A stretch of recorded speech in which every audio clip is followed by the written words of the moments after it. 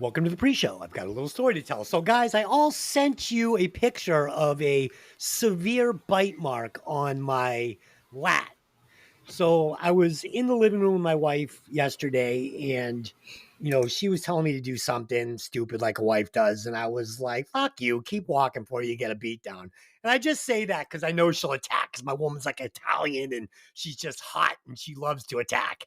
So she was like, did that thing where like her fucking head came first and her body followed. She charged me and she tackled me onto the couch in the living room. So I immediately cinched up a Kimura and I had her. And I'm like, just get off it. I'll let you go. She's like, nope. So I cinched up a little tighter and she just basically put her head down under my armpit and just locked on, just bit me. And she just held it there. And she's like, let it go. Well, actually, she was like, let it go. And I was like, no, I'm not letting it go. So she bit down a little harder. Let it go. So I just held it there for a second in a stalemate and she bit down a little harder. I went, all right, I let it go. Right. So I sent you guys the picture. And then I went to send the picture to my karate instructor because he knows Delin because she does a fitness class with his wife. I thought they would think it was funny. So I've been getting a tooth worked on at my dentist's office and they confirm everything by text message. And I've been texting back and forth with them over the last week, but I also confirmed my karate private lessons by text. So I sent the Oh picture no. out to what I thought was my karate instructor, and I get a text back. This is Perfect Dental. Is everything okay? True story. Facts are tracks. We're gonna break some vinyl down from the front to the back with facts on tracks.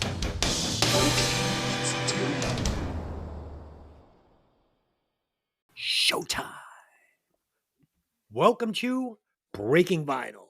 I'm your host, Des, aka Johnny Fever.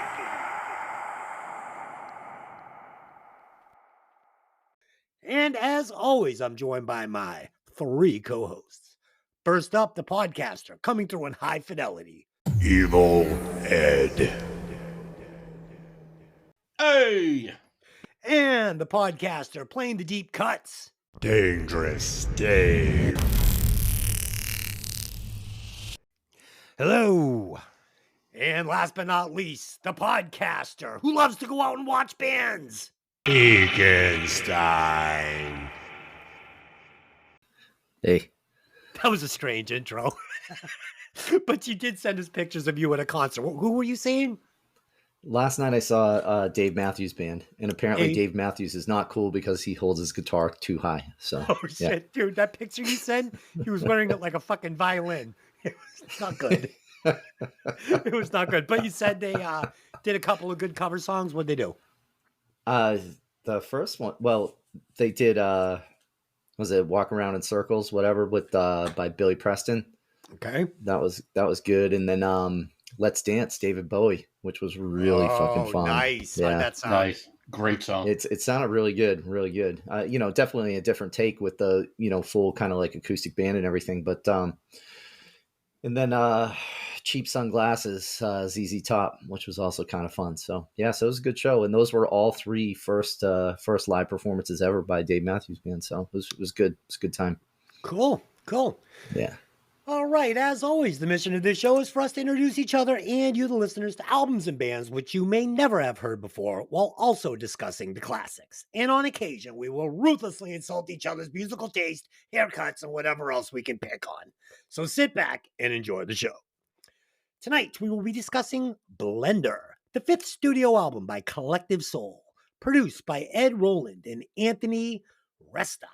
Released on October 10th of 2000 by Atlantic Records. The album peaked at the number 20 spot on the US Billboard 200, which is very surprising to me because I did not hear a hit on this album. And that's not necessarily a knock on this review. I just didn't hear a top 20 hit on this album. The band's lineup was as follows. Ross Childress, lead guitar, backing vocals. Shane Evans, drums, percussion. Ed Roland, lead vocals, guitar, keyboards. Dean Roland, rhythm guitar.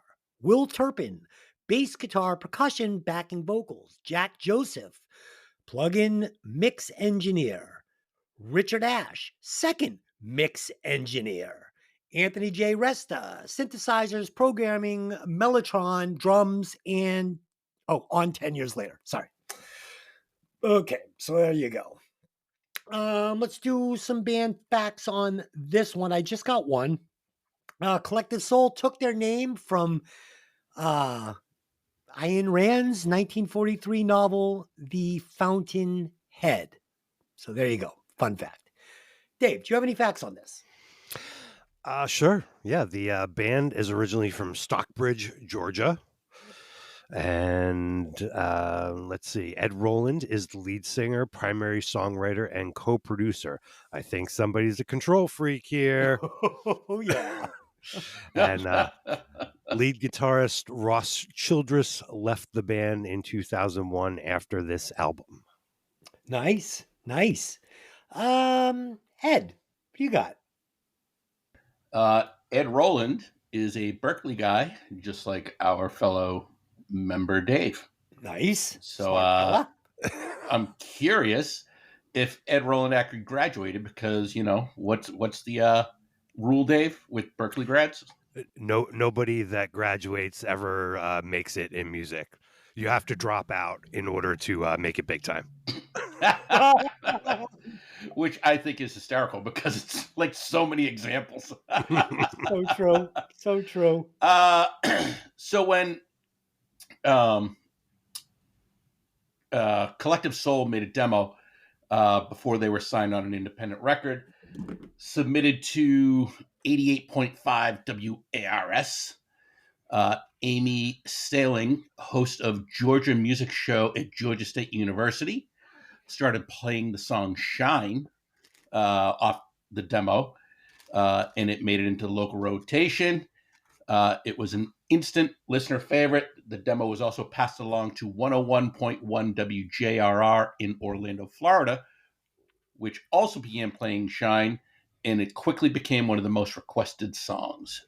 Interesting. That led Atlanta Records to got their attention, and they quickly signed the band to a contract and quickly re-released their demo, which the band wasn't too happy about because it was just the rough recordings. However, it actually did very well, going double platinum. Wow. So, yeah, for a demo that they did on their own, kudos to them, man. I actually, in just a personal note, I actually saw them open for Aerosmith on what I believe was the first time they went out on a tour, as an opening act, and they were fantastic. Their stage presence was definitely lacking, but man, did they sound good. Super talented guys. Nice. Ed, what's funny? When I was reading that top 20 Billboard thing, how they had the top 20 song, in my final thoughts on this, I actually wrote down, I didn't hear a number one hit, but I heard a lot of like top 25 radio songs. Like, Totally. You know what I mean? Like, I'm like, we won't jump the gun, but it was funny that I didn't notice that. I wrote it up, obviously, but I didn't really notice it until I read it, that it is exactly the way I heard it. It was like songs that could make the top 25 all day long.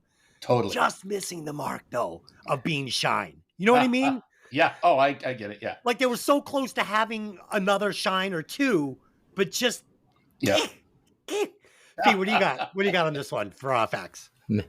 Maybe like Dave is saying, Ed needed to give up a little bit of the reins there to beef those hits, those songs up. But no, not too much. One of the things I found funny is people thought they were a Christian band, and these guys are definitely not a Christian band. But I went down the road of Anthony Resta, and we talk about producers a lot on the show, and Anthony Resta's worked with some big bands, Duran Duran being one of them, Extreme, and one thing I wanted to ask you guys about, like, especially you, Des, as a Perry Farrell guy, ever hear of Perry Farrell's Satellite Party? Of course.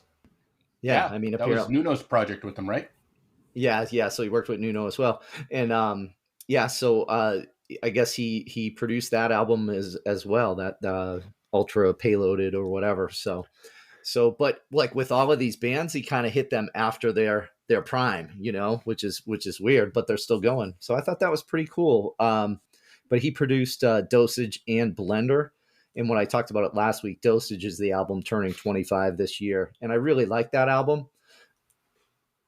But I like this one a lot better for some reason. I don't know why. But most people probably like the other ones better than this one. But This is definitely more poppy. Yeah, power pop type, Yep. like good stuff. So anyway, he produced those two albums, and those are really the two albums that I like by these guys. The other albums not so much. So I'm looking forward to talking about this. It's funny because in my replacing a member and whatnot, I'm actually taking a member out of Jane's Addiction original lineup and putting them in this lineup because Nice. you can hear it. You could hear how it could work, because any member of Jane's Addiction at that time would have been interchangeable here. It would have worked because it's just cool. It's just kind of loose music that would lend itself to that vibe. All right, let's do some quick opening thoughts on the album. So this was 100% a fresh listen for me. I don't think I had ever heard even one song off this album. Did I like it? I don't know. Let's find out. Dave, had you ever listened to this album before preparing for the podcast? I have never heard it before. I'm only familiar with the handful of radio songs they had from previous albums. This cover looks like a boy band album. It's very of the times, peak 90s design. We'll see how Totally. it sounds. Nice. Okay, and Mr. Ed, had you ever heard this album all the way through? I have not. I've actually never even heard the album.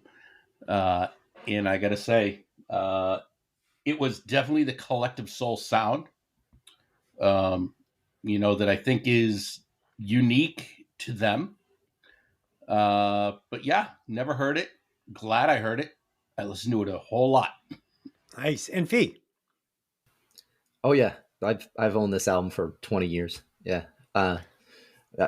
Again, I like it. I go back to it now and again. Just a short story on this is I was in a used CD store. I think it was in Stoughton, Massachusetts, and one of the tracks from this album was playing on the, in the store, and I was like, "Who is this?" And I'm like, Collective Soul, and I immediately just went over and bought everything they had, which was like 3 CDs, and this being one of them, and been listening to it ever since. Good stuff.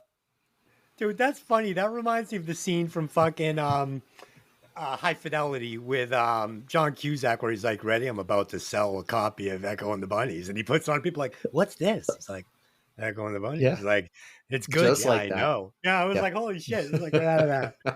All right, cool. So let's get into this thing. Let's do the Fast Five. I've got a little hit song showdown for you guys this week.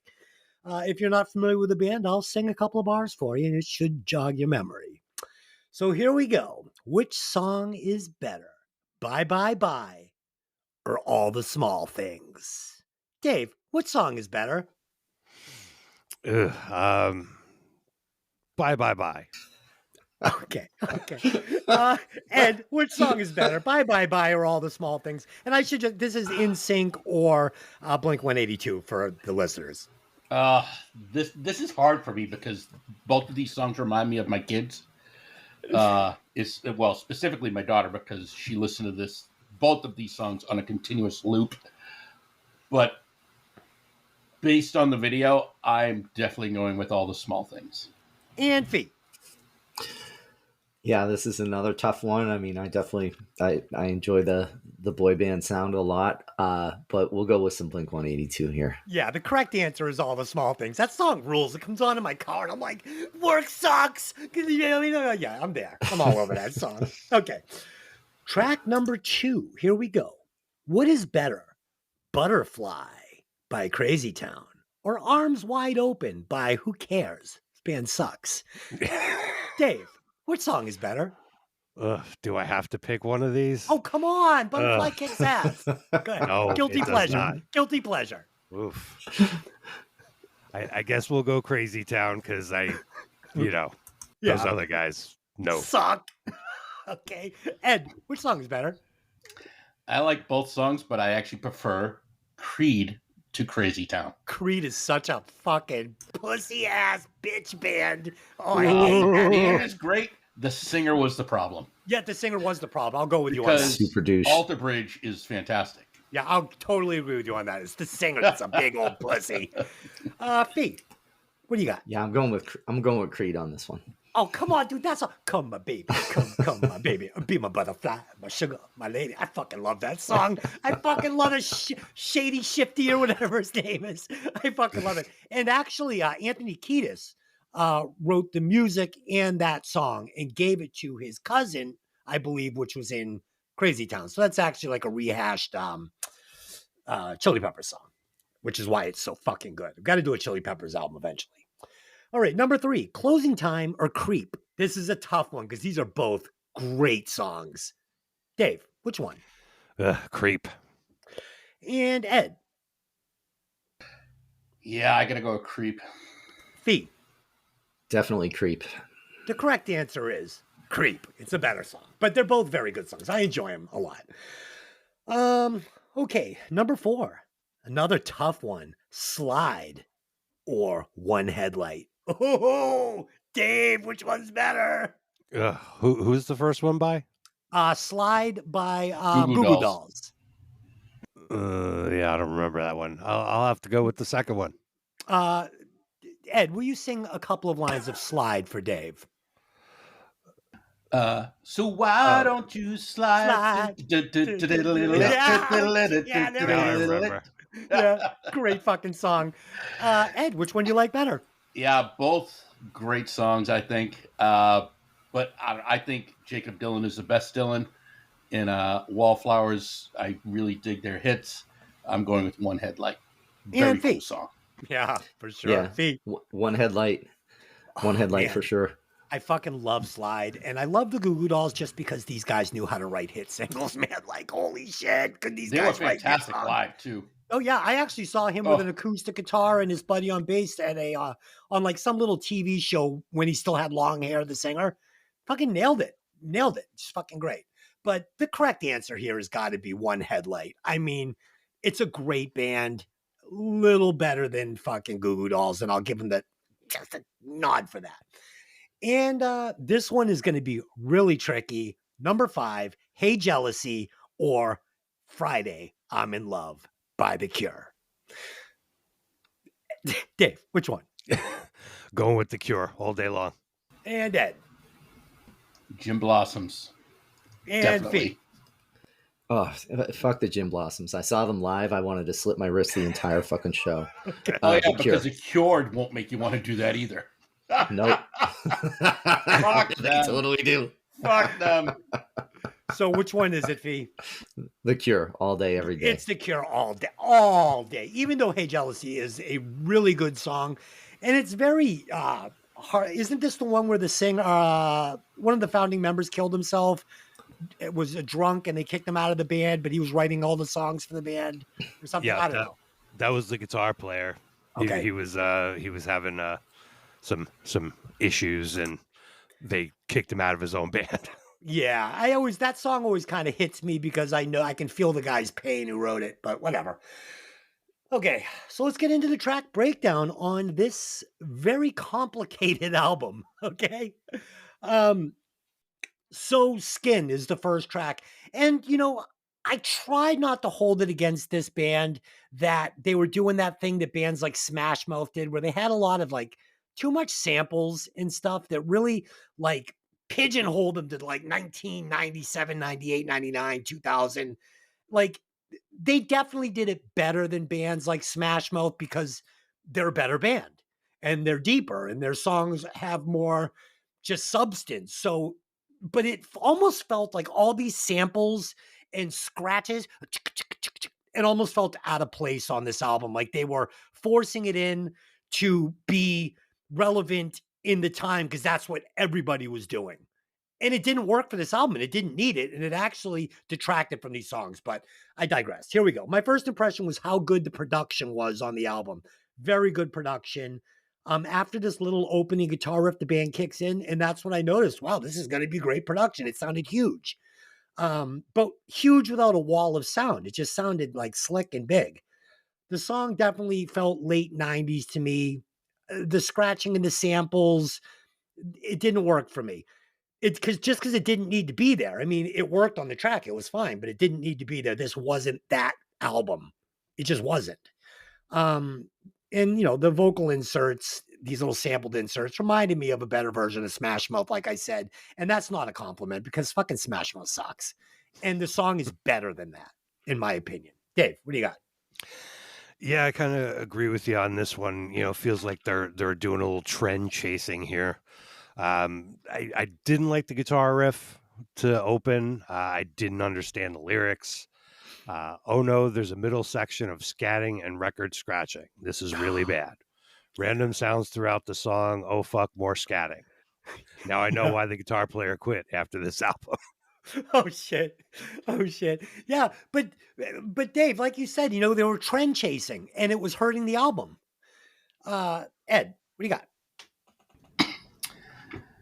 Collective Soul has a very specific sound, and I find it very hypnotic. The tones and the rhythm of the instruments, the sound of the vocals, and their use of harmonies are all unique to them. I love the guitar tones in the use of distortion and effects in the song. The bass line of the song, I think, is great. The lyrics are completely over my head, though. Like, I didn't get it. I read them so many times, and I was just like, okay. But I think the song is different. It's cool. I dug it. I really dug it. I don't mind. I know what you're saying, Des, with the scratches. They didn't have to be there. I don't think they add or take away from the song. I think it's just another layer, and I don't think they were too upfront with it. I think more Ed had just... I think he had too much input and didn't take enough advice or ideas from the rest of the band, maybe. And I think you're going to see a lot of that throughout the whole album, though. But I like the song. I thought it was good. And we did this too, though. With the Boston Brats, we had made a record that was very Aerosmith at Joe Clapp's place, just all rock and roll. And then we got a chance to record at Sound Techniques in town, a big studio where, all the big bands, and Duran Duran's recorded there, Nuno, everybody. And we did the same thing, man. We put on the plastic pants and we fucking did a stupid album cover. We spent way too much money on this thing. And we chased the trends with, all the stupid gay stuff. You just don't want to put on a rock and roll album. But in the early 2000s, that's just what you did. 99, 2000, you just did that. Yeah, but it's still, I think they still kept to their sound, though. But imagine that song Shine. By then, they had realized that was a stupid trend and they had ditched it. And if you put all those little scratches and samples on Shine, it's not as good of a song. Oh, without a doubt.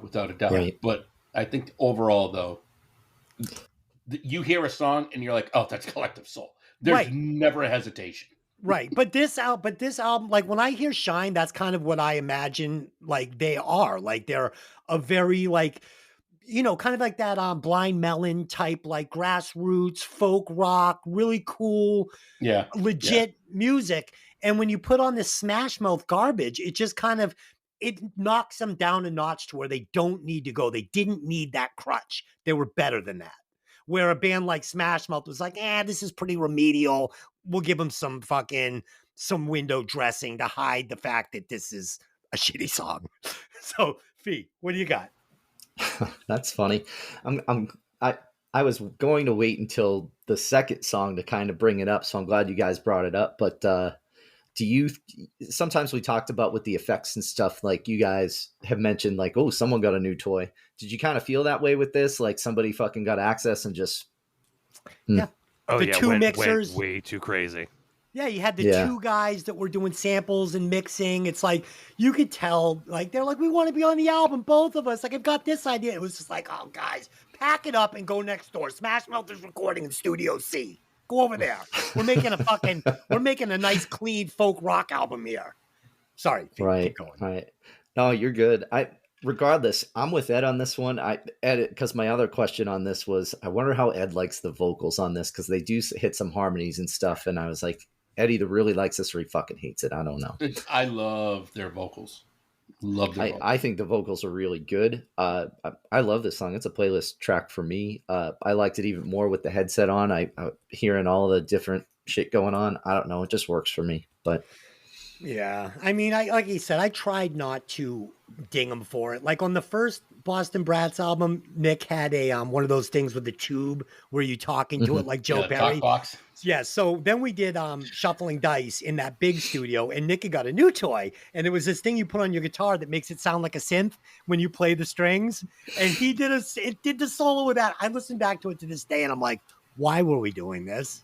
Why were we doing this? This is not good. This is not good. So I get it, man. In 1999, if I listened to this album, I probably would have liked those choices better. Number 2, Vent. And it was funny too, because this album came out right on the edge of that stuff not being relevant anymore. So, you know. Number 2, Vent. So I love the drums on this track. I also really enjoyed the guitar sounds on this song. The vocals, really cool, has a really original feel to me. The bass is good on the track, and there are some really great grooves on this song. I really like the guitar solo, but the sound was very, very thin on this solo, but it worked well with the track. I thought this was a really good track. I enjoyed it. And I actually enjoyed the first track too. Dave, what do you got? All right, Vent. Is this Marilyn Manson? Bass riff is not too bad. Wasn't real crazy about the guitars and the vocals. Chorus was okay. And the guitar solo was kind of undercut by that vocal hoo section right before. Yeah, agreed. Apparently the song was originally titled Prick, but was changed to Vent due to concern from the band's record label. And supposedly it's about the band's tension with the label. Interesting. Yeah. Wasn't this their Ed. last album for Atlantic? sure was. Yeah. Interesting.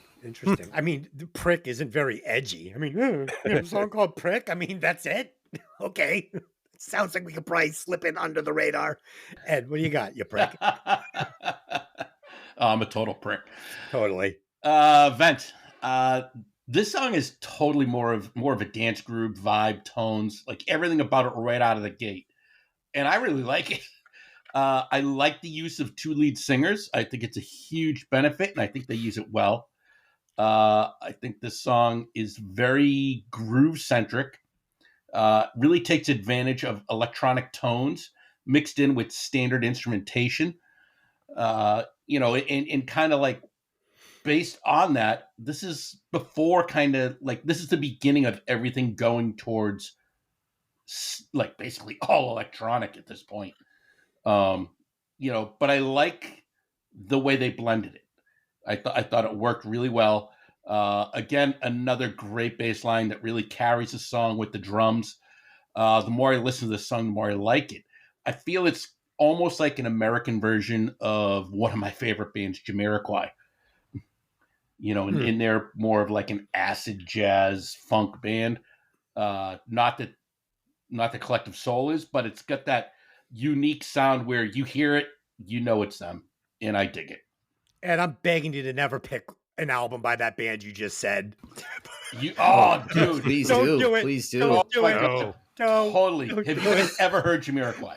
Dude, Well, I can't even unfortunately. pronounce Jamiroquai. Hey, Fee, You spell definitely it. can't read the name. You'd see the name and go, what? Fee, spell it. Jamiroquai. Go ahead. Oh God. Jamiroquai. Bingo. Oh, I was going to spell Right. it next. I was going to start with a G, so. Okay. Fee, what do you got on your song? No, obviously I love this song for the same reasons. The first like 3 tracks on this are really high energy, and I love the really high energy Collective Soul stuff. Some of the other stuff not as much, but yeah, this is just fucking cool track. The bass lines are 2 for 2 on this, like really funky stuff going on there. I dug it a lot, and that breakdown in the solo I thought were really cool too. And I thought the solo was fit for the times. Like a lot of solos had changed in the late, in the mid 90s and into today even. So I thought it fit really well. Yeah. Playlist. Love this song. It's funny. The album doesn't, like, something I noticed. I was going through it, like I mentioned to you guys earlier, is there's really no hit choruses. Like, the choruses they're decent, but they all fall a little short of being like something I would consider a number one summer hit or something. But the album has so much variety on it that I never got bored. Like, every time another track came up, I'm like, all right, what are we going to have here? I'm like, oh shit, this is completely different. There's so much variety. And the songs were overall good. And there were moments where I was like, oh my God, they're going to catch it with this chorus. They're going to get it. They're going to get that shine. And they wouldn't, but it would be close enough to where I'd be like, it's still a good song. So, yeah, I mean, it's just one of those albums. I mean, and it was an easy listen. It was a very easy listen for me. It wasn't a grind like that fucking Hoobastank album where I literally like contemplated suicide the second listen. I'm like, I can't go through this. Fuck you! I love that album. Or So that- good. I'm guessing. Just for that, I'm picking Jamiroquai next. Or that album that Fee did by the Foo Fighters, man. By the end of that, I was like, holy shit, I've just had 3 birthdays. I'm getting the feeling that Dave didn't have quite an easy listen as the rest of us so far. No, I he don't know. hated it. Not so much. Dave hated Yeah. it. Okay. Number 3, Why Part 2. Is there a Part 1? I don't know. Is there? Okay, I don't know. All right. So we get if there is, I never found it. If there is, I've been looking for it. Yeah. So we get that super late 90s bass and guitar sound here. The one we get, like that song Cannonball. I mean, I'd heard this a million times, but I liked it. I thought it was cool. And this is like I said on a couple of albums we've done. This album, though I'd never heard it before, it felt very familiar to me. It just did. And it was kind of comforting. I liked this time of my life. Things were good in 98, 99, 2000. So it made me feel good.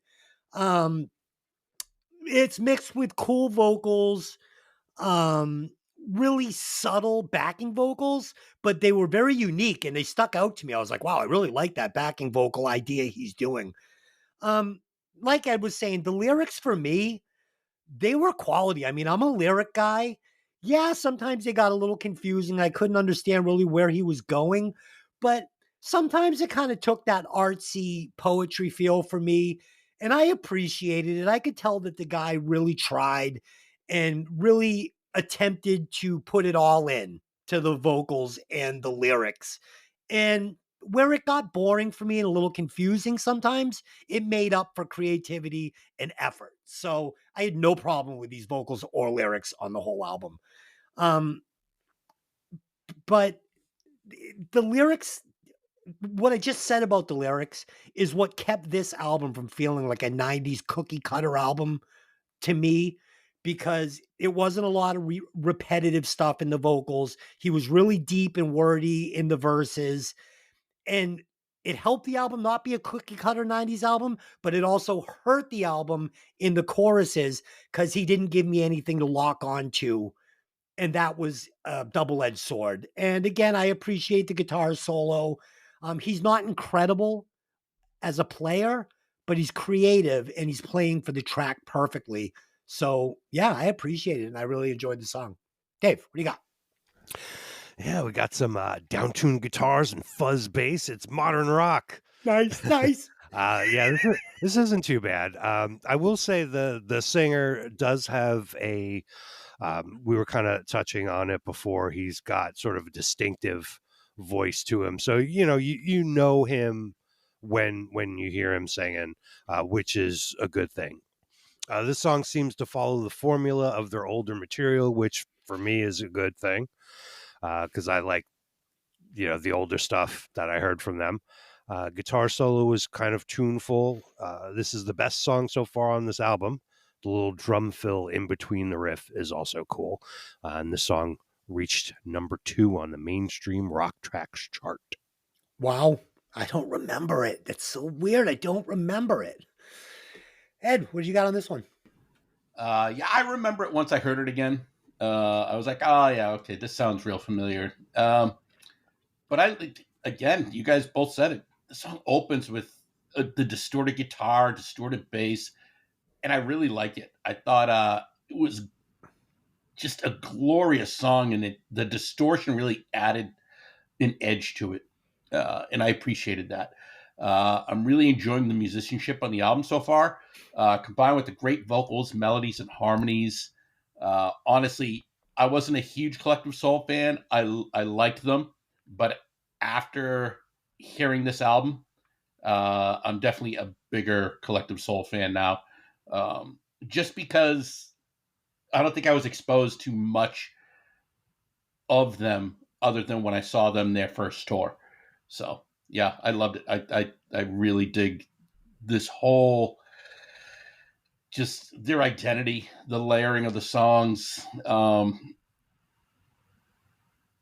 this, it kind of sounds repetitive at times, not the individual songs so much as I think their sound at times. And I think it's just because it's such a unique sound that you can identify them right away. And that kind of gives people, or at least myself at times, of, oh, it's Collective Soul. I've heard this 1,000 times.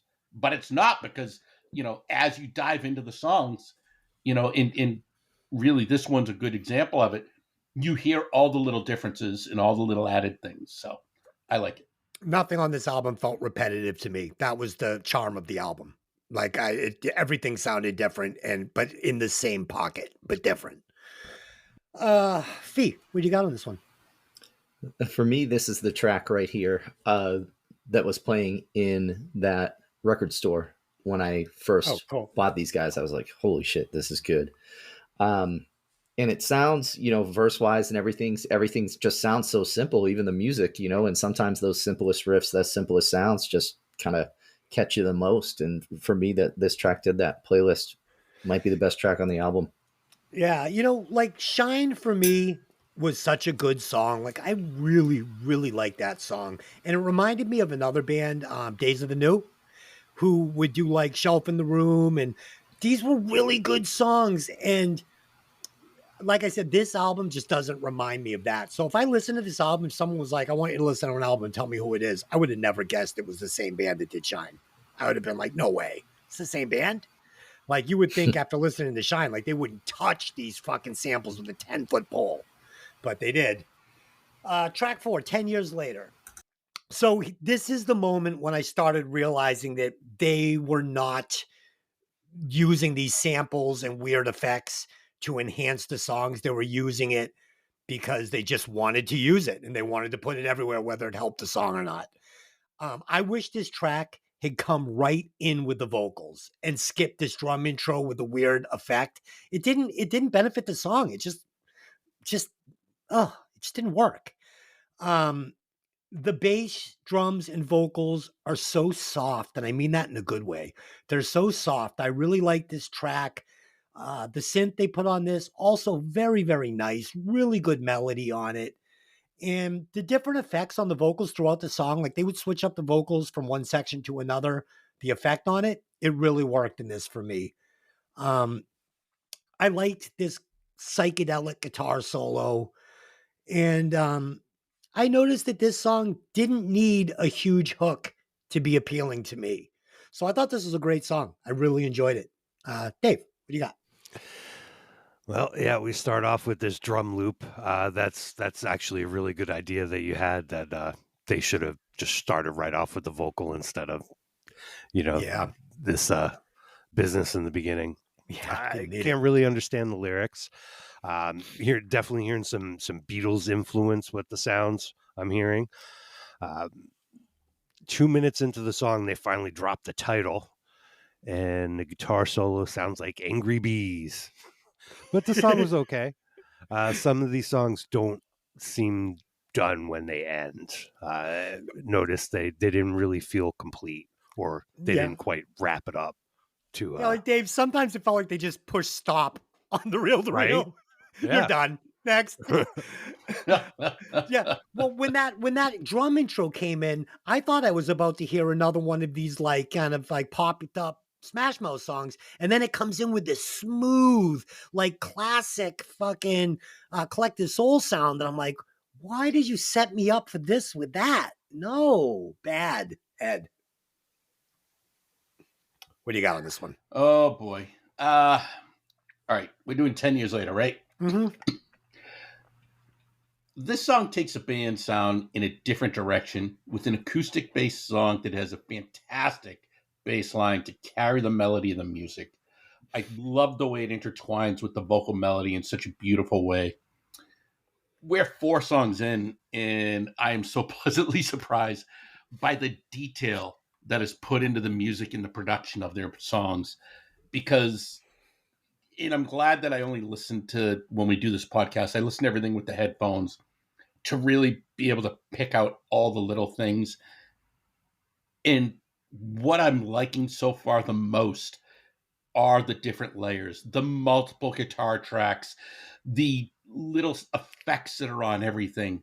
I think it's a unique sound that at the time was just, I don't know,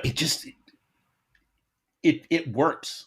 That's all. It was a great transition sound, at least in my opinion, from what the 80s, 90s, what the 80s were. Then you had the whole singer songwriter in the 90s, early 90s. Then 2000, you had these. I guess the hybrid of grunge rock that wasn't grunge, wasn't the hair rock. Bands like this, and I thought they did it really good justice. And I don't know, I'm 4 for 4 for me. Yeah, a lot to talk about on these songs because they're deep. So there's a lot to Definitely. actually notice. Like, oh, I noticed Yeah. this, I noticed that, I noticed this, I noticed that. I've never listened to an album for the podcast more than I listened to this one. Yeah, And I did it for all good reasons, but mostly because I'm like you said, there's no real hooks. There's nothing that you sit there and go, fuck, that is a great formula. yeah, It's just, well, this is a cool tune. yeah. you But know? you never go, Yeah. oh my god, this sucks. No, you don't. But no. but I can't wait to add this to my playlist. Yeah, see, I probably will never Nice. listen to this album again just because I really didn't care for all the samples and stuff. It ruined the album for me, quite honestly. By track 5, I was like, oh man, they really made a mistake with that. This could have been such a better album. Just take all that stuff out, all of it. Just take it all out and just give me the exact same album, and it's 10 points higher right off the bat without even trying. Oh yeah. It dated the album and it was cheap. It was a cheap parlor trick that did not hold up over time. Yeah, Pete, it works. what do you for me. got? Yeah, I'm with Ed. It works for me on this, but this is usually the part where I would turn off the album in the back in the day because I love the high energy stuff, and then the energy just kind of drops here. But listening to it for the show, I was like, I enjoyed more of the slower, mellower stuff throughout the week. I found myself enjoying it more and more.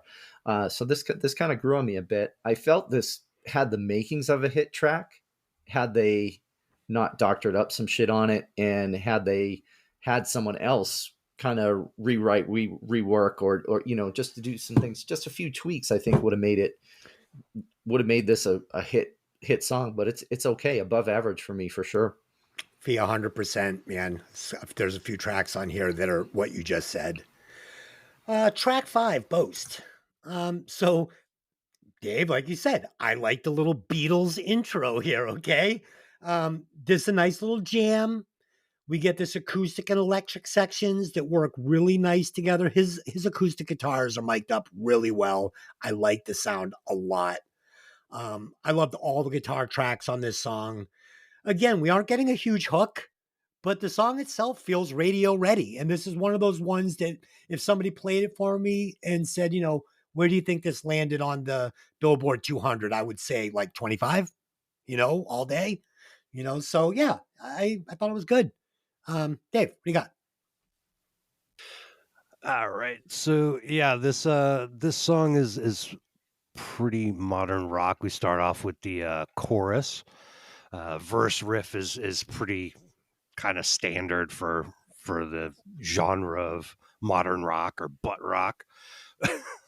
I thought the drums sounded a little weird in this song, sort of off kilter, like they weren't loud enough, or the kick drum wasn't mixed right, or something like that.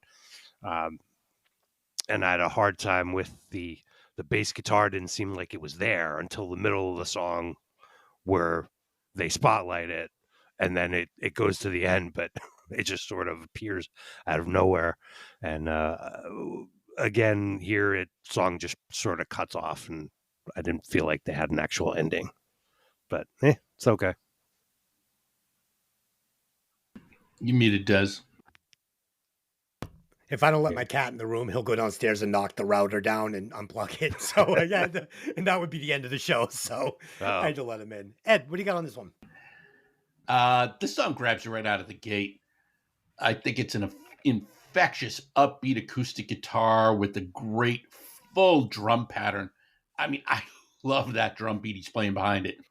And the vocal melody and harmony just make you feel happy. I don't know. It gave me that vibe. There's a faint low bass that adds an almost harmonic tone that's taken over by this fat guitar riff that I think is the chorus. Yeah, right. I don't know. Should be. Yeah, right. And weirdly, there really aren't any big vocal hooks in this or any other songs. Anywhere. But instead, like, the entire song is the hook.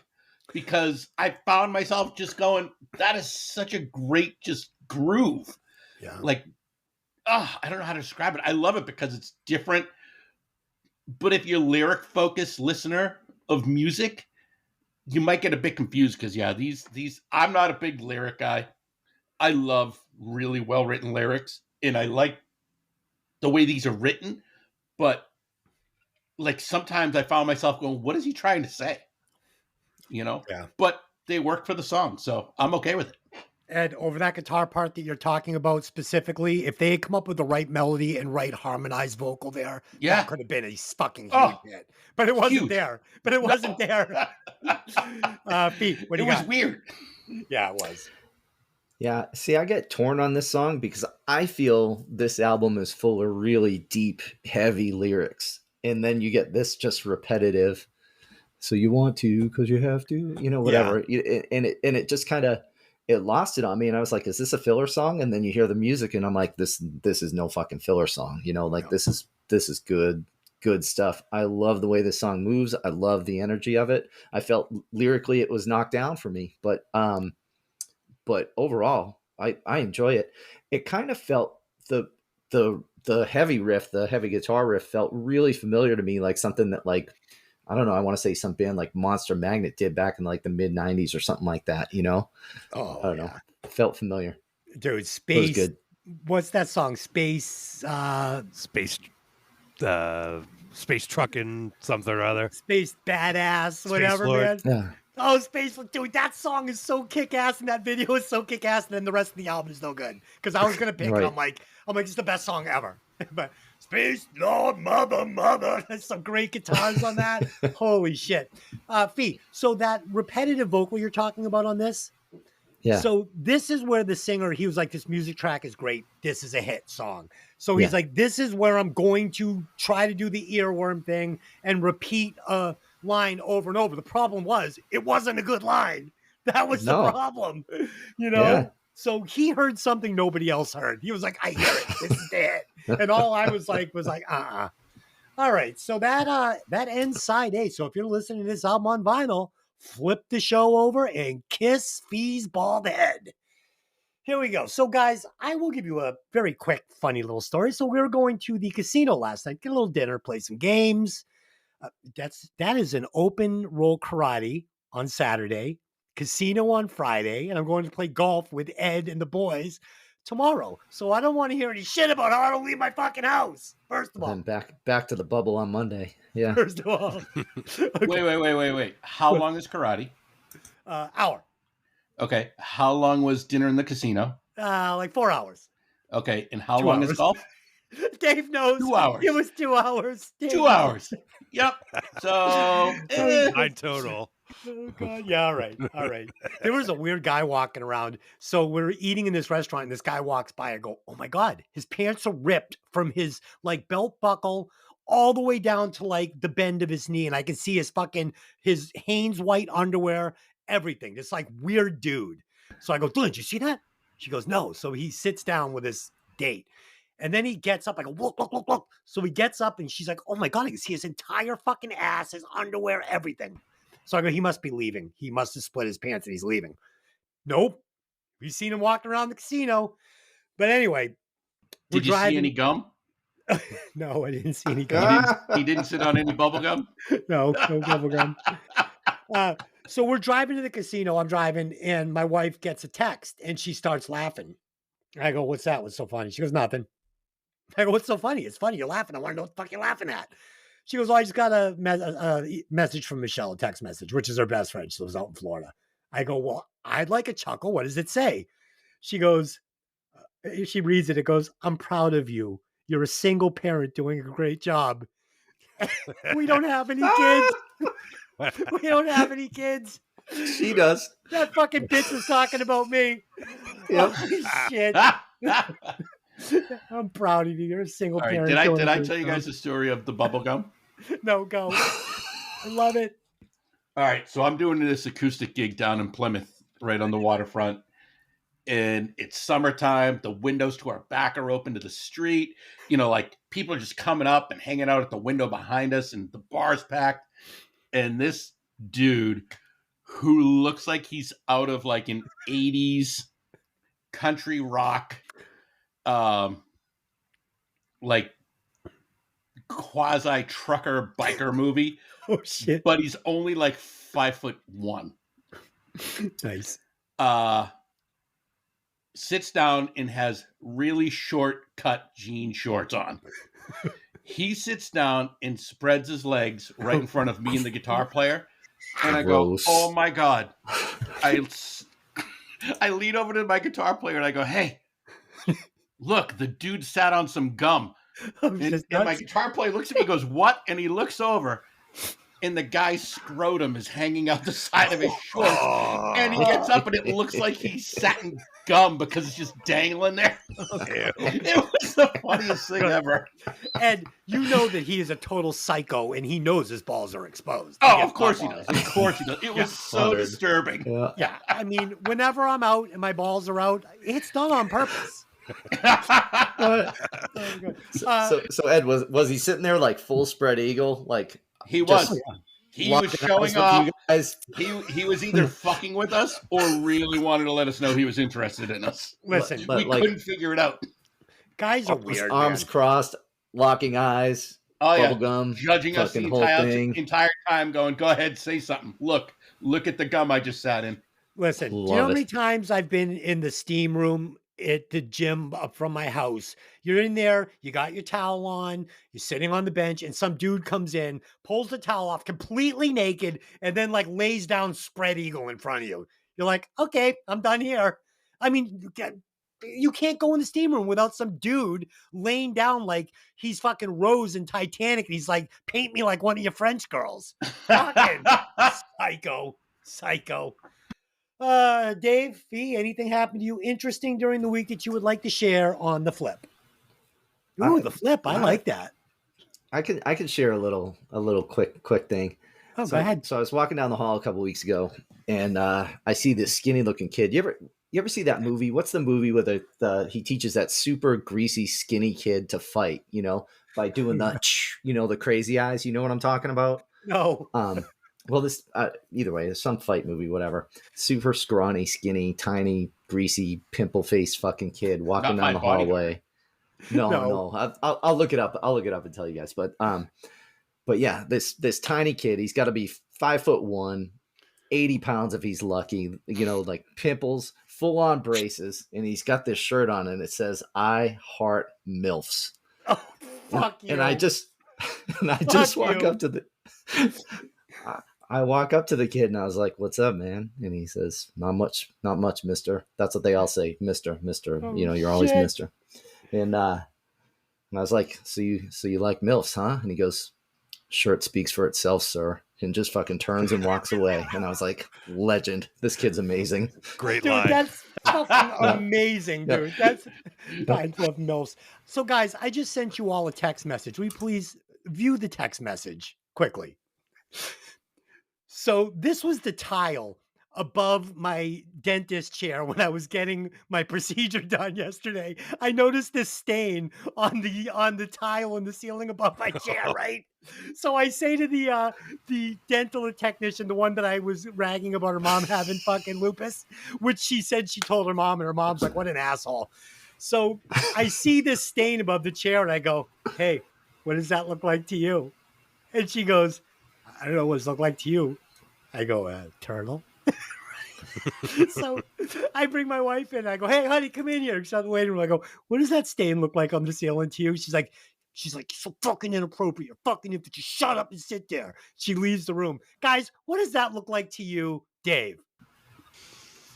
Looks like blood from a murder victim up in the ceiling. Okay. Well, now we're doing a Rorschach test. The ink blot in the psychiatrist's office. This whole thing just got way more interesting because that's not what it looks like. But now I know who you are, and I'm not or a wiener. I'm not spending the night at your house. Ed, what did that look like to you? That looks like a bulbous head. Did you see the big mushroom head? Oh yeah, all head, no shaft. Yep, right there. Yep. Dude, we get in the car on the way home. She's like, what the fuck is wrong with you? What the fuck? We're in a fucking dentist's office and you're asking the fucking woman technician if she can see the fucking penis in the stain on the ceiling. She's like, what the fuck is wrong with you? You don't do that in a dentist's office.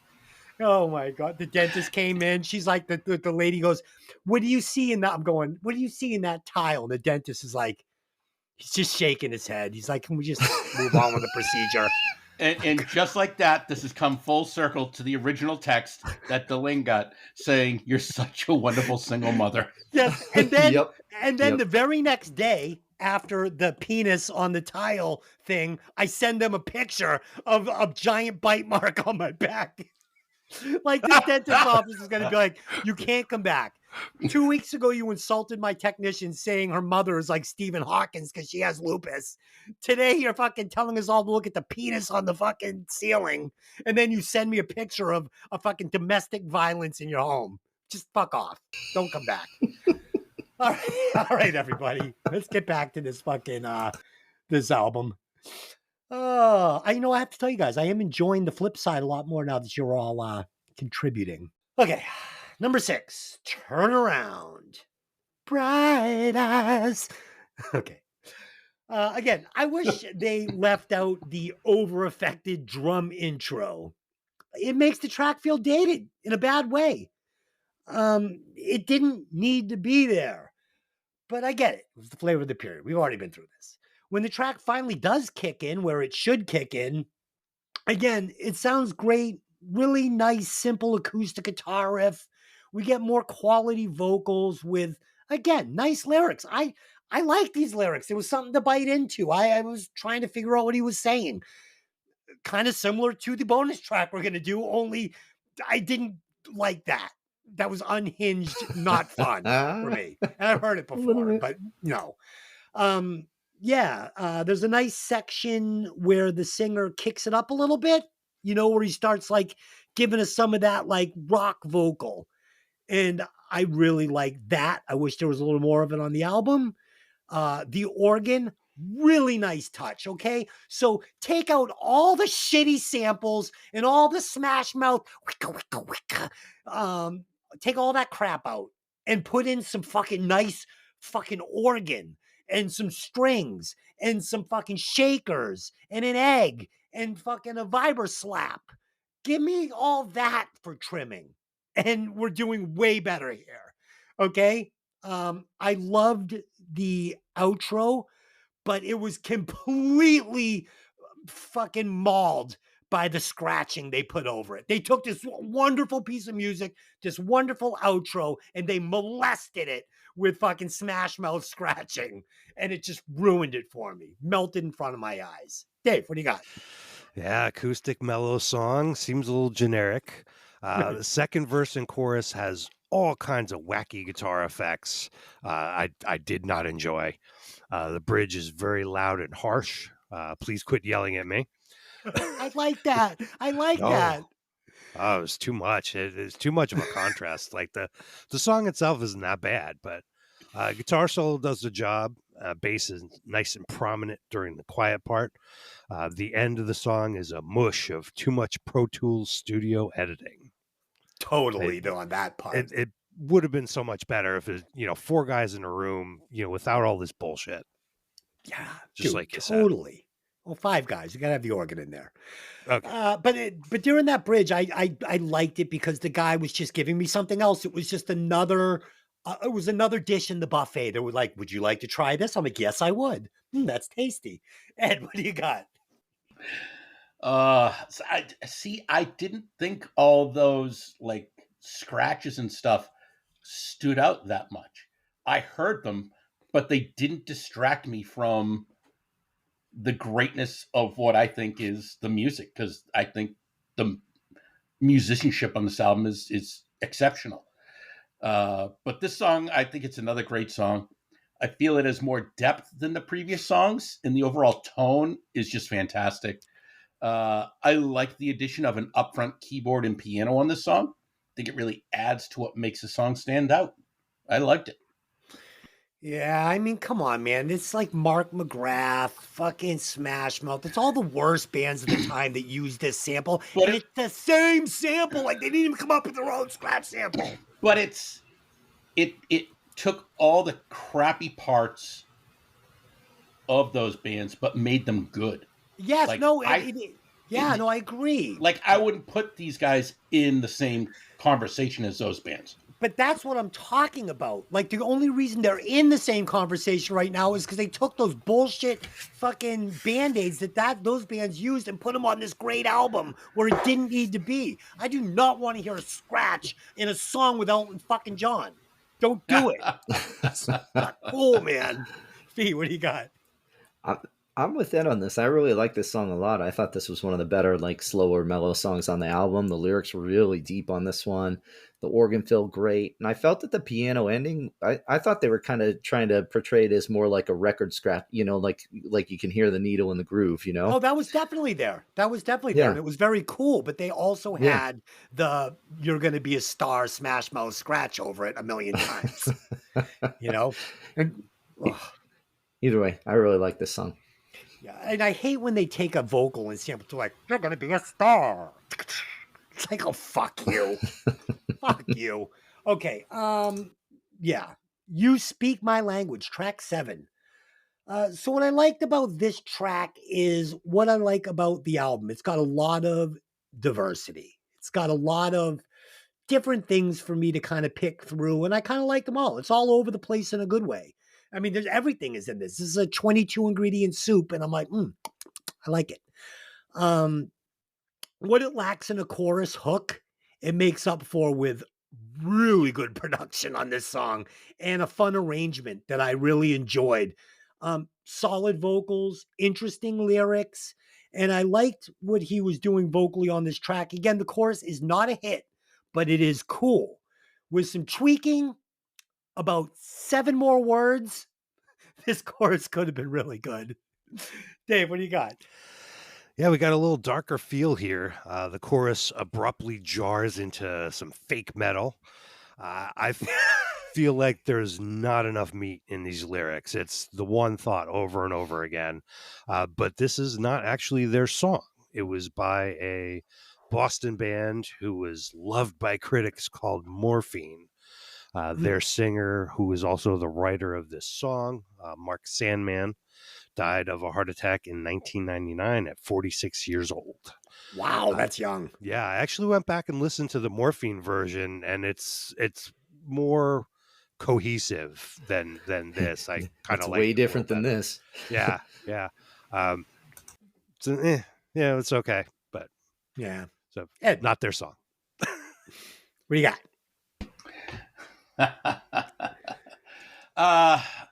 I love the guitar and drums that open the song. I think the drum beat is monstrous. It's really good. The distortion of the vocals really adds seriousness to the story. Then the song takes off and really changes, I think, in a good way. The flow to the song is like a freight train. It just moves and takes you on the ride that at times can be stressful and a bit frightening. The song is definitely a bit too repetitive. By the end of the song, it makes you feel like the song is so much longer than 3.5 minutes. Yeah. Like It felt like long. there was still just under a minute left in the song. I'm like, Jesus, what's this, like a 5-minute song? And I look down and go, oh crap. Yeah, it needed more lyrics. Feet, what do you got on this one? I felt this one didn't need to be on the album personally, but I don't know. This is one song that definitely felt like last week we talked about the song that was like 7 minutes that felt like it was 3. This was a 3 minute that felt like it was 7 to me. You know, I just okay, but not there. Like Dave, I listened to the Morphine original song. Very different. I kind of like it in a way. It's weird, you know, kind of what jazz fusion, whatever. Is that what that is, Dave? I don't know. They were kind of doing their own thing. You know, there's some horns mixed in there, but yeah, I'm not really sure what you'd call that. But yeah, give them a side by side listen, and weird, very different. Do you guys recall that kind of trendy thing that was going on around this time too? Like Mike Myers did it in that movie, I Married an Axe Murderer, where these like hipster guys go into coffee houses and like do poetry over like jazz music, like you know, Josephine, oh Josephine. Where oh my god! I was trying to tell Lynch, like, I don't remember that. I'm like, no, it was a thing. It was a thing. Yeah, it was the same thing that was in like the late 60s, early 70s. Yeah. All the beatnik stuff. Yeah. Right, but it was so much gayer, like in the 90s. Oh yeah, because it was all people who were like jaded by, you know, my parents are rich. Yeah. But I feel like I shouldn't be. It's like, go fuck yourself. Fuck yourself, you loser. Fucking hipster. You went out and bought fucking this super expensive outfit down in, you know, to do your little hipster coffee thing. Check out my Timberlands that have never seen a day of fucking work. Holy shit. All right. Number 8, Perfect Day. So when I saw that Elton John was on this track, I expected a really strong chorus. I'm like, we're going to get it. Here's where we're going to get it. No, it wasn't there. There was no strong chorus. It's a really nice song, but it's a little short on words and ideas in the chorus. And here was my problem with this. Elton John, when he's singing, it makes the other guy sound like shit because it's fucking Elton John. And you cannot A-B these two on the same fucking track because the other guy can't even hold Elton John's jockstrap when it comes to character. Like the personality he's putting into this vocal, Elton John, it's masterwork. This is masterwork. And then the other guy tries to come in and do it. And it's like, nope, you are now ruining a track because Elton should have sang the whole fucking thing. And then there's also a moment on this track where Elton John starts playing piano. And the track for a second is a fucking #1 hit. But unfortunately, Elton John is only injected into this song twice. And all it does is make me hate the rest of the song that much more. But it's a good song. I wish. All right, we'll get into it at the end. I have a thought on this song. Dave, what do you got? All right. Well, I'm kind of in a similar boat here. The song is fine, pretty middle of the road. Elton John guests on verse 2, and this is my notes that I wrote down beforehand. And as soon as he starts singing, it becomes elevated by 100 times. This is a real singer. Fantastic piano solo by Sir Elton. Unfortunately, a little held back in the mix. What the fuck? You have Elton John guesting on your song and you bury him? Turn him up as loud as possible, you fucks. Yeah. Holy shit. I don't get it. Yeah, the song was... They should have got like, they should have just been like, Elton, just play through the whole fucking thing and sing everything. Hallelujah. Yeah. Ed, what do you got? This song almost feels like it was written to be a hit. Like they were trying too hard. But I dig it. I like the song. It's a mid-tempo groove with the flow that I just love. I actually like the lead vocals switching between Elton John and Ed. And I think the harmonies are great. The contrast, I think, between their two voices, I think benefits the song. It has... I think it actually has a vocal hook a little bit, and I like it. Not as big as I was hoping, but it's the most vocal hook on the entire album. Yeah, the piano solo is dope. And the rhythm behind it is gold. But yeah, the mix was a little funky on it. So Yeah. Yeah. Dude, this is not Santana and Rob Thomas writing a fucking #1 hit that's going to sing out all No. summer. This band was not up to the task of doing a song with Elton John. The band failed, not Elton John. With a better band, like maybe Rob Thomas and all them, this could have been written up to be a #1 hit in the summer. These guys were not up to the task. And I Sir think Elton they were was. trying the wrong direction. I think they should have thought old Elton John, back when Elton had like a more of a rock side to him, and stuck with that direction and given in a little on their sound Yeah. to incorporate more of his sound. And they just didn't do it. Yeah. Totally. You should have been playing through that entire fucking song. One of the greatest fucking pop piano players of existence. You've got him for the day. You're like, we're going to give you like a, 6-second solo, and we're going to kind of put it in the back behind Sir Mix-a-Lot and his scratches, and we're going to give you one verse. Or maybe it was, someone had pictures on Elton John and they said, listen, Okay. you need to do something. And Elton's like, all right, here's the deal. I'm going to give them 20 minutes. And here it is. Dude, that's probably what happened. If I'm this band, I'm not even using Elton John on this. I'm just gonna make it my own song because Elton just was like, I'm so much better than you guys. P, what do you got? I'm with you guys, but I'm with Ed though on this. I think had they switched roles, as in Elton did Ed's part and Ed did Elton's part, I think it's a #1 fucking song. Where he gets the perfect day chorus, all of that, with Elton John singing that. Oh. I think it's more catchy, more hooky. There's more personality to it. I think it's a number one track. Either way, it's a playlist for me. I love the fucking song. I think The it's problem with putting this on the album, right, is that you forget how great, you forget what a singer with a ton of personality will add to an album, like Steven Tyler, Axl Rose. Take Axl or leave him. Ton of personality. You realize how wonderbred this singer is. He's good. Sure. He can sing, but there's not a lot of personality in his voice. And when you start A-Bing it with a man that can spin a tail like Elton John, you're doing yourself an injustice. Because I'm like, I don't know where we're going from here, but I hope Elton's going to be with us. Okay. Track number 9, After All. So this song had some cool lyrics. For me, maybe some of the best on the album. He was so close on this chorus. So close. I could taste the #1 hit here. I was like, almost. But he couldn't quite get it to that, as Fee would say, earworm level. But it was close. And I loved the descending guitar riff. This is as close to a hit song as they had on the album, in my opinion. Dave, what do you think? The song is all right. It's pretty forgettable for me. Nothing really stood out.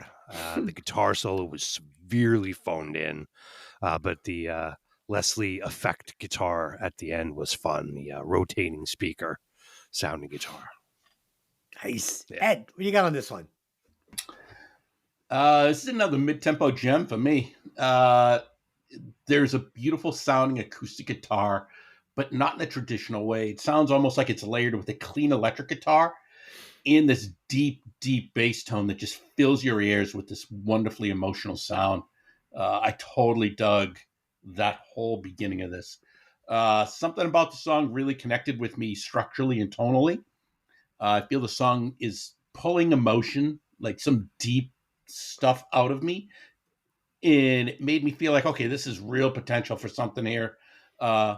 I loved the clean guitar sound during the solo with the massive layers of vocal harmonies. It just sells the song for me. And Dave, please correct me if I'm wrong. The song closing out, what were those, descending arpeggios? I mean, or were they just more of a almost chromatic scale type almost thing? It felt chromatic to me. At the end? Yeah.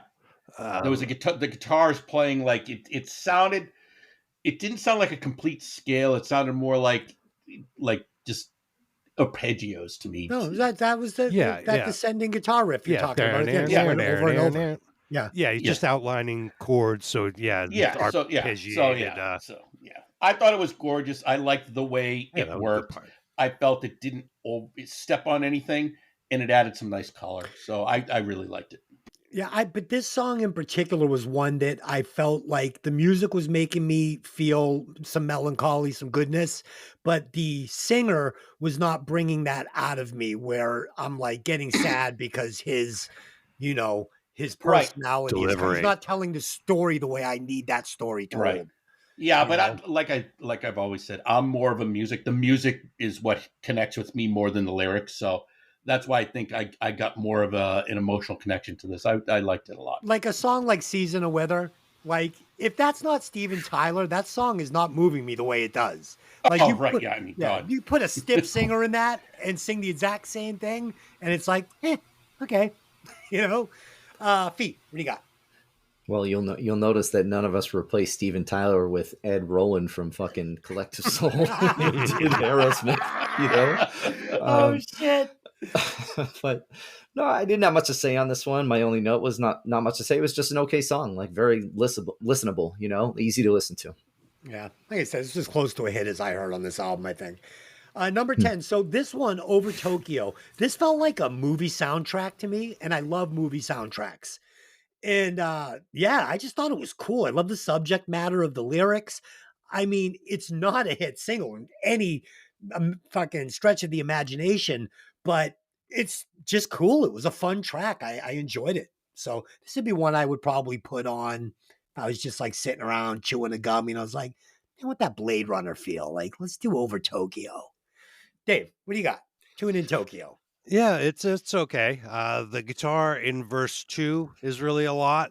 The breakdown is not doing it for me.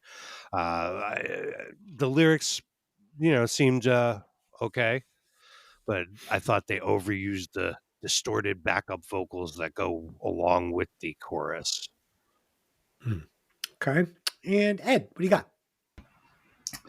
Yeah, I feel the song is just out of sync with the previous tracks.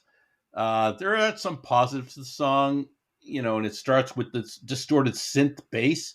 I really like the tone. It's really perfect for the song. The electronic sounds and the guitar rhythms, I think, are really well done. But I think it's the lyrics that just really fail the song. The more I listen to it, the more I like the music, but not the lyrics. And Feet, what do you got on it? Yeah, just listening at this point, like it's an okay song, average at best, but I wasn't really feeling it. I think for me, we just had, back to back to back kind of like mid to slow tracks, and I need something to build that energy again, so I felt like track placement, it probably lowered this a bit for me, but just okay. I thought the track could have been a little bit shorter and could have been an intro to another song or an outro to another song. Because like I said, it just had that kind of movie track feel. And this will bring us to the end of the album. Track number 11, Happens. Happens with 2 P's. Fee, why does it need 2 P's? Why isn't 1 P enough? Happiness. What? Is that what it's called? Happiness? Yeah. This Yes. song is called Happiness? Yes. Oh, I thought it was called Happens with 2 P's. Is there 2 P's in the Yes. word happens? Yes. Oh, okay. Why are there 2 P's in the word happens? Why do you need 2? Oh, 2 syllables. You're an English teacher. You don't know why you need 2 P's? It's confusing to me. Just He didn't invent fucking... If you Yeah, take but out you know- one, it controls the vowel in front of it. So HAPPEN would be hap pen. 2 syllables. HAPE would be hape. I don't Take out a get P. it. I think 1 Controls P the A. is The A turns from short to long. So yeah. 1 P is plenty. We just need 1 P. Yeah. So track 11, Happiness. I love the guitar in this song. It's a weird rocker with some bizarre breaks. Oh man, that one break just fucking sucked. I hated it. It's not sure what it's doing, but it works. And I thought it was a cool ending to the album because, like Fee said, we had just gone through this kind of lullaby, and it brings you out with a little bit of spark, a little spunk. So it was okay. Dave, what do you got? Well, I, in contrast to you, am not a fan of this guitar sound. There's way too many effects here. Well, I'm not a fan. Let's not go that far. Okay. I am. Yeah. A weird break before the guitar solo. Hated it. Yeah, too many effects, and the solo was cut in half of what it should have been, because it should have been longer. But yeah, somebody went crazy on their Line 6 guitar pedal. Okay, I love it. Ed, what do you got?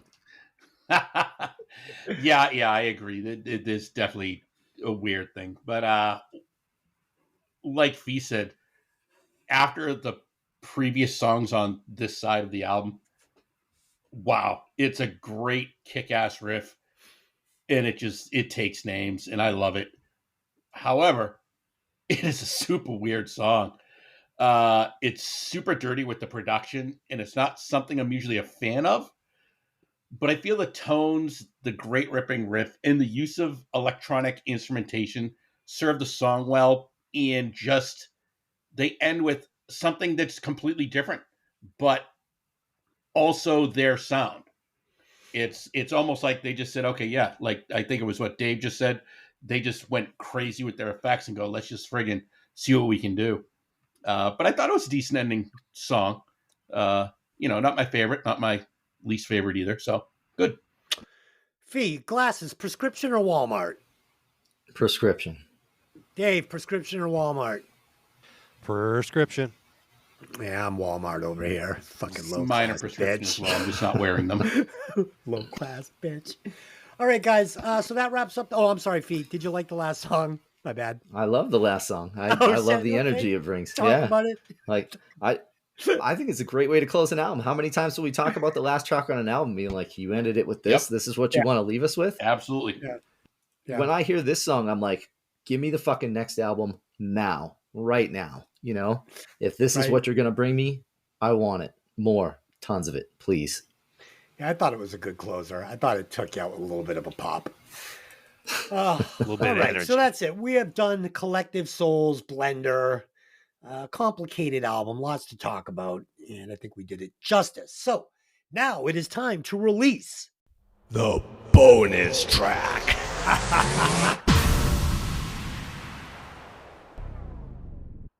It never gets old.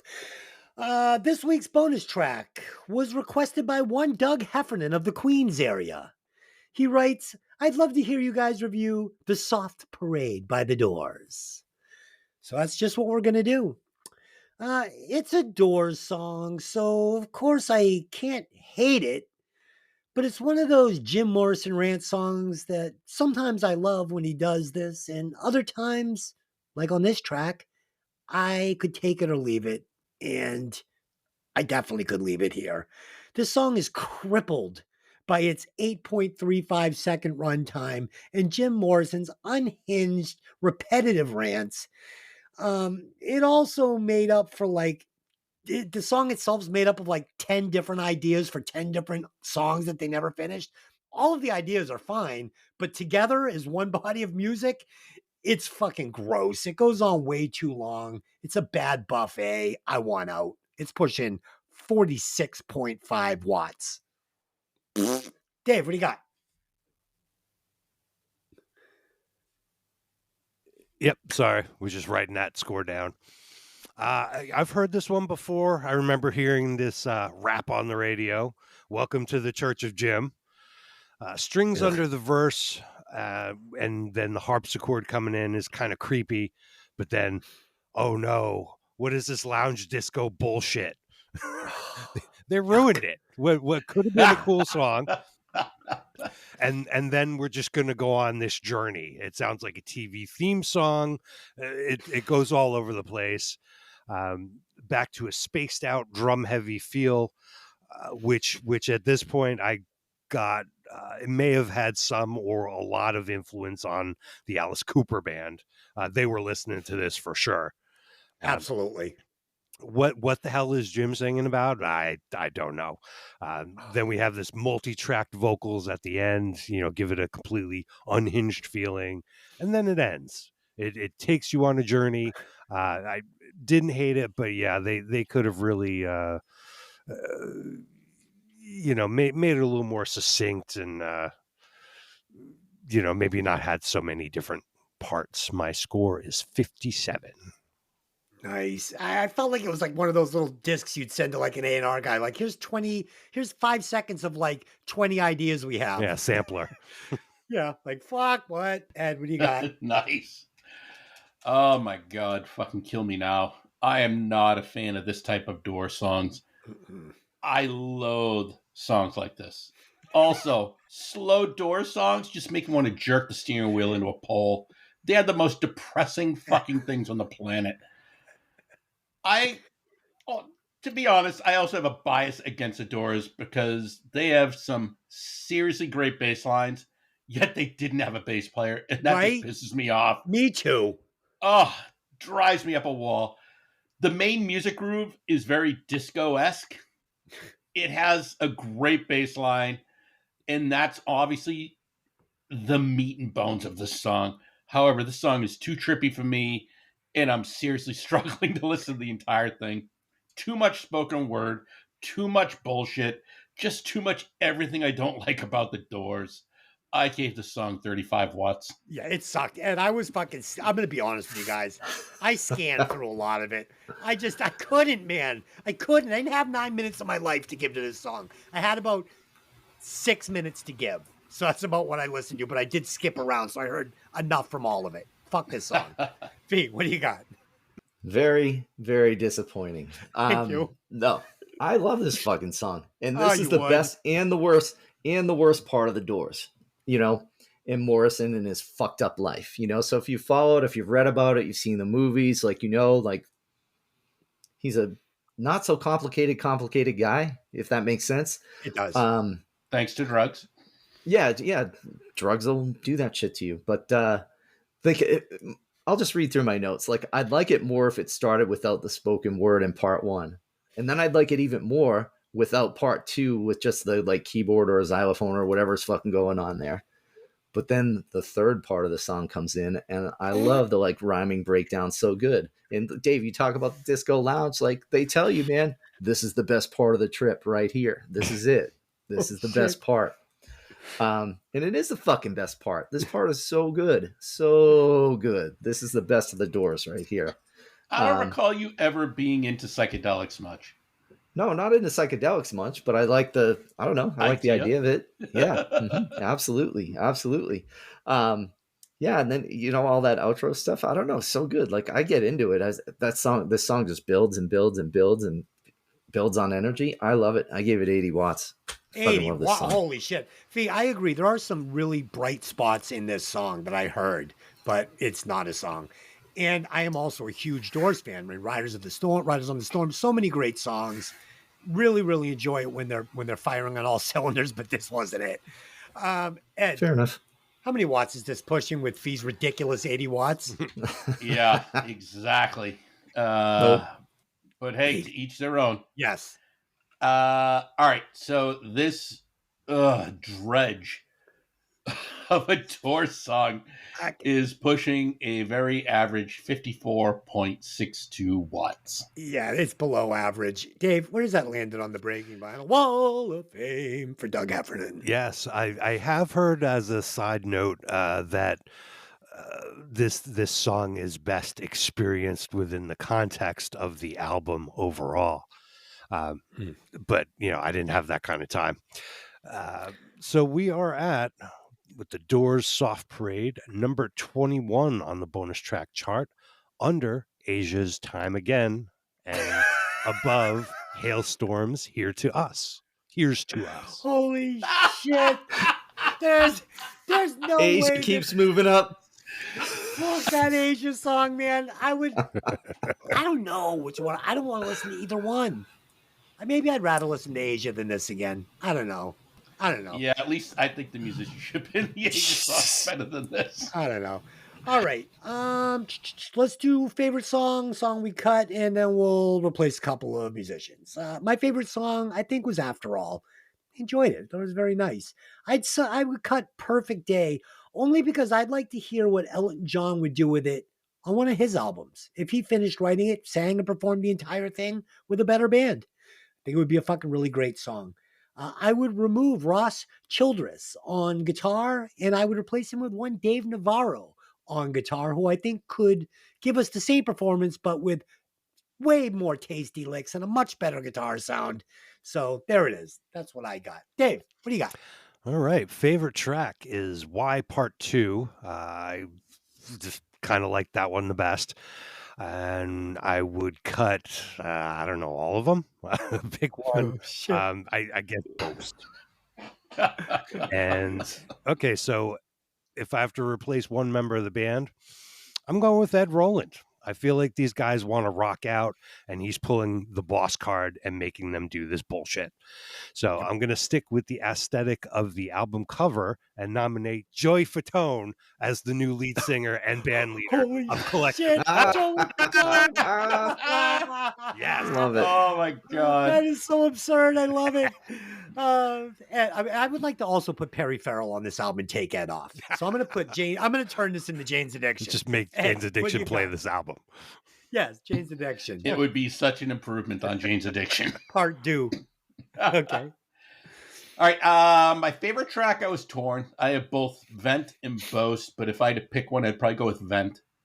I just like the dance beat of it. I don't know, for some reason, I've just kind of, it flows really well, I think. The track I would cut would be Over Tokyo. I just found that song to feel like a filler and more of uneventful. Just, it did nothing for me. I had to dig to find good things to say about it. If I had to replace one member of the band, I did a couple different routes. So if I would like to add a songwriter to the band, and that me would too. be George Harrison. Okay. Okay. If I had to replace one person, I would replace Ed Roland with David Bowie. Yeah, sure. Why not? It's safe. Fuck. And if I wanted to just add another musician, I would add Ray Davies just to add more fucked up anger into this fucking So shit. we've got George Harrison, fucking David Bowie, and Ray Davies. I'd rather listen to that album. What's that album? Give me that album, okay? It's a great album. Some strong songwriting and some strong lyrics. Yeah, no Some shit, strong right? vocals. Holy shit. All right. Sophie, what do you got? Yeah, Ed, I like where you went with that. Not bad. I like where all you guys went with that. I think it's pretty creative. For me, I thought this was easy, and it was something I said years ago. But my favorite is Why Part 2. You could cut You Speak My Language. Didn't really do a lot for me. And I would replace all of the singing with Elton John. Like, we heard what he can do with them. Why not have him do the whole fucking album? Like, I think it'd be great. Yeah. Yeah. Yeah, I'm with you on that. good. It'd be interesting. All right, let's do Yeah. some final thoughts, give it some scores, and put this bitch to bed. So for me, this album is definitely dated to the late 90s, early 2000s. It has way too many samples, literally 0 hit single worthy choruses. But with that being said, it was a very easy listen for me with a ton of variety and great production. There weren't any hit singles, but there were a bunch of quality top 20 singles, top 25 singles in there with potential.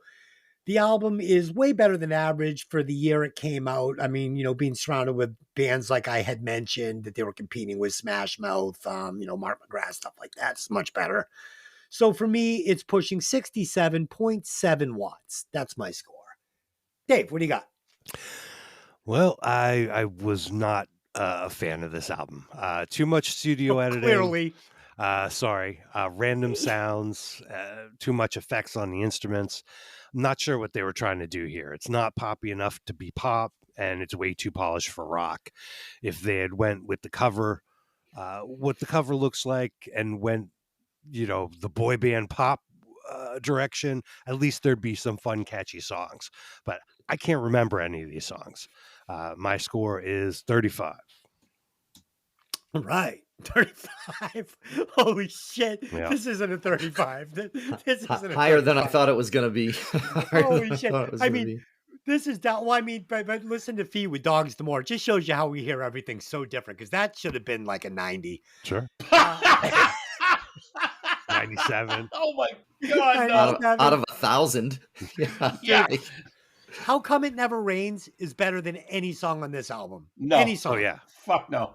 Any vocal on this album has got more personality than any vocal on this album. Ed, go ahead. We're not talking about that album. We're talking about this album.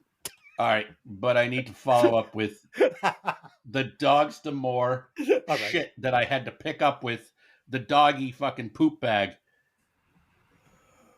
It's just, oh my God, it's fucking, that would be better than the Dogs D'Amour album. You're 100% wrong. What do you got on this album? So this album, honestly, yeah, it's weird because it's not memorable. There's nothing that really sticks out and jumps at you. But I couldn't stop listening to the album. Like I said, I've never listened to an album that we've picked more times in a week than this album. Maybe it's because it's the first one that I've never heard that I really just enjoyed for the sake of enjoyment, and not sit there and go, oh, there's no hits, there's no bad songs, they're just good songs. And I realized I think I would take an album of good songs versus an album with a bunch of crappy songs, but it has one or two hit singles on it. And for that, I gave this an 80.2. Oh, fuck. This is no 80. All right. Finish the crime, Fee. Finish the crime. No But crime. Des, even you said all these songs were good. They're just not great. So it's an album full of good songs. Yeah, this is above average, high 60s, low 70s. This is not an 80. This song. I think it's a high 70s, low 80s song. No, if this was a pizza, it would be okay. Like I could find it in Massachusetts. I'm not going to Connecticut for this. Pete, go ahead. I mean, obviously, I like this album. I've been listening to it for a long time. And, I was surprised at my score on this because I thought it was going to come in a bit lower, but I enjoyed it more throughout the week. Like I enjoyed more of the mellow and mid-tempo stuff that they did throughout the week. So I was torn between, should I really go super high or should I really just and I split the difference from where I wanted to go, and I went with an 80 even. 80 rookie score. Where did you want to go? Well, at first I figured this was going to be around like a 70 tops album. And then the more I listened to it, I'm like, man, this could be like an 85 album to me. And then, I don't know. I love it. I listen to it a lot. I'm going to continue to listen to it a lot. I will never listen to this album again. Not one song except maybe Over Tokyo. I might revisit that because I enjoyed it. But other than that, this album now is dead to me. Ed, what is the score? I love that the one song you listen to is the one song I would cut. Of course. At 53, I can't give any more of my remaining minutes to this album. It's fine, but there's other stuff I need to listen to with the remaining time I have on this earth. Ed, what is the score? How many watts is this fucking album pushing? I think this album's pushing a little low, but right where it should be. This album is pushing a solid, just above average, 65.72 watts. Dude, it was almost my watt score. That is exactly where this album belongs. Exactly. The justice has been served. Dave, where does that put it on the Breaking Vinyl charts? Yeah, that puts it at number 29, just under Jane's Addiction's Nothing Shocking. Yeah! And just over Whitesnake's Saints and Sinners. Fee, how does that feel? Take that. Jane's Addiction from the backside. Nothing shocking. I didn't get to review Jane's Addiction. Oh, thank God. He didn't get to review it. And let's see, what Groundhog Day score did you give Jane's Addiction, Des? Not a high enough one. It should have been 100. Fee, I think you need to go revisit that album. All right, guys, let's wrap this up. So I do have next week's pick, and I did put it out to our listeners that if I saw something that I thought would be fun for the show, that I would take their opinion. So we got two suggestions. One was from Seamus. He had a Tool album that was literally unlistenable and would have made for terrible conversation.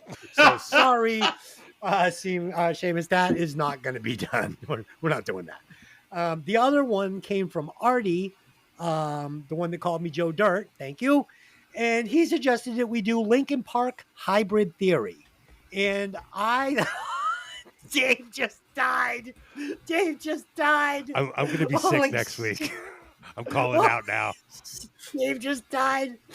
So, never been a big Linkin Park fan, but also never been a big detractor. Just not sure. Like from what I've heard, yeah, they do the weird thing with the guy who raps, which I don't like. I don't like the DJ guy. Nope. Wish that guy wasn't there. But I think that Chester Cumberbatch probably has a pretty good voice. No. So I'm looking forward to listening to this one. I glanced at the song selection on the album, and it looked like there were a lot of hits that I had heard. And I know that this album is super popular, so I know that our listeners will all be able to follow along very easily with the discussion. So after Marvin Gaye and this back to back, I figure I'll give someone something they've heard before. So there it is. Linkin Park, Hybrid Theory. There you go, Artie. So on other news, Jane's Addiction and Collective Soul will be moving up the charts next week, probably. I don't know. I don't know. Listen, guys, go into this open-minded. That's what this is all about. Maybe it's not as bad as you remember it. Might be good. I never heard it before. You've never heard Ed it. loves this album. I've never heard the album. I just know the hits that are on it. So. Yes. And Same. I like them. Same. And Dave, okay. have you listened to this album? I've only heard the hits. Dave hates it. Okay. Yep. This week on Hey, Did You Ever See That Movie? We will be watching and reviewing Grandma's Boy. So this episode, we've all vowed to not do any notes or homework and just take a bunch of gummies and just fucking make fart noises. I don't know. So tune in and enjoy that. Until next week, thanks for joining the show, guys. Take the albums out of the sleeve and let the music breathe. See you later. See ya. Bye-bye. Later.